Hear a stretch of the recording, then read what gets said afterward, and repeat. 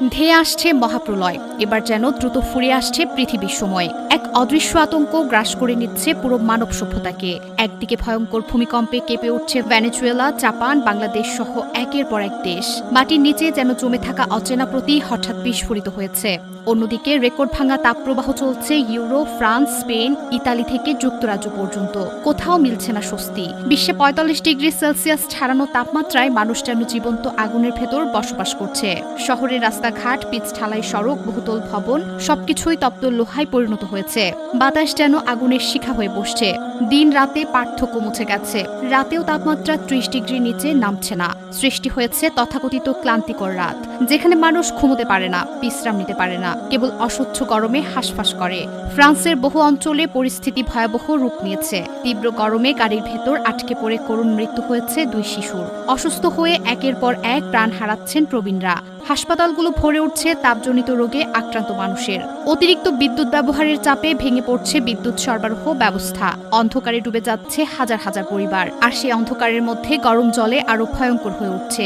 তাপ থেকে বাঁচতে নদী ও সমুদ্রে ঝাঁপ দিচ্ছেন মানুষ, কিন্তু সেখানেও মৃত্যুর হাতছানি। ইতোমধ্যে অন্তত ৪০ জন প্রাণ হারিয়েছেন পানিতে ডুবে। অন্যদিকে শুকিয়ে যাওয়া বনভূমিতে ছড়িয়ে পড়ছে দাবানল। বিশাল বনাঞ্চল দাউ দাউ করে জ্বলছে। আকাশ ঠেকে যাচ্ছে কালো ধোঁয়ায়। শত শত দমকল কর্মী জীবন বাজি রেখে আগুন নেভানোর চেষ্টা করছেন, কিন্তু প্রকৃতির এই রুদ্ররূপ যেন কোনোভাবেই নিয়ন্ত্রণে আসছে না। পশ্চিম ইউরোপ যেন পরিণত হয়েছে এক বিশাল অগ্নিকুণ্ডের শতাব্দী। প্রাচীন স্থাপনাগুলো পর্যন্ত তাপে ফেটে যাচ্ছে। ইতিহাস যেন গলে যাচ্ছে আগুনের উত্তাপে। পর্যটন কেন্দ্রগুলো বন্ধ হয়ে যাচ্ছে। জনশূন্য হয়ে পড়ছে একসময়ের প্রাণোচ্চঞ্চল শহরগুলো। এই ভয়াবহ পরিস্থিতির জন্য দায়ী কে? সামাজিক যোগাযোগ মাধ্যমে ছড়িয়ে পড়ছে নানা ব্যাখ্যা। অনেকে বলছেন সুপার এল নিনোর প্রভাব, আবার কেউ দেখছেন অশুভ কোনো ইঙ্গিত। কিন্তু বিজ্ঞানীরা বলছেন বাস্তবতা আরো কঠিন, আরো নির্মম। তাদের মতে এই চরম তাপপ্রবাহের মূল কারণ হিট ডোম বা তাপ গম্বুজ, যা গরম বাতাসকে আটকে রেখে পুরো অঞ্চলকে একটি বিশাল চুল্লিতে পরিণত করে। সেই সঙ্গে যুক্ত হয়েছে দীর্ঘমেয়াদী মানবসৃষ্ট জলবায়ু পরিবর্তন, যার ভয়াবহ ফল এখন স্পষ্ট হয়ে ওঠে। এদিকে যখন ইউরোপ আগুনে পুড়ছে, তখন পৃথিবীর অন্য প্রান্তে শুরু হয়েছে আরেক দুঃস্বপ্ন। ভেনেজুয়েলায় ১ মিনিটেরও কম সময়ের ব্যবধানে আঘাত হেনেছে দুটি শক্তিশালী ভূমিকম্প। প্রথমটি ৭.২ মাত্রার, দ্বিতীয়টি ৭.৫। মুহূর্তের মধ্যে কেঁপে উঠেছে শহর, ভেঙে পড়েছে ভবন, ছড়িয়ে পড়ছে আতঙ্ক। জরুরি অবস্থা ঘোষণা করা হয়েছে।